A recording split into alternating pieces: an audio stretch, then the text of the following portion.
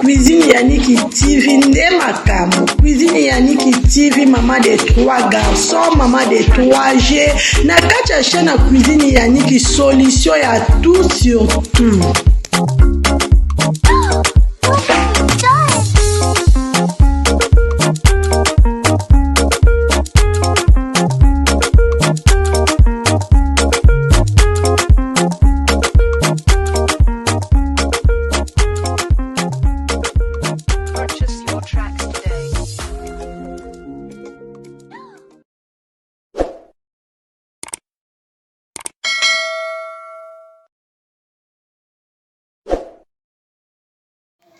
Bonjour la famille, na mimeli bino tournage na biso ya sika. Bomoni Michou Mbembeli yoka soin.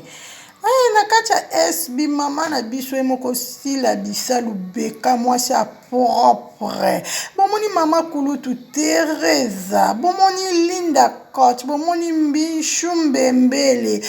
SB ezola la te ezosala toujours musala nango pona ba cook ba ange na ye.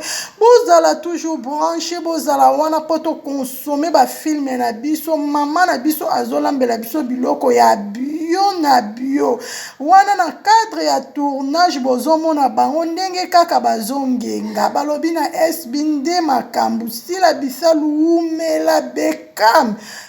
Pomba scène veut dire balobi na kati ya SB kuna nde propre na propre yoka soin. Yabo bazwi wapi? Balobi mwana nzambe sika nzambe avanda keze sika ya bopeto ya propre ya ba propre. Botala sila bisal, botala mama Teresa, botala Linda Michou ndenge ba bwakami.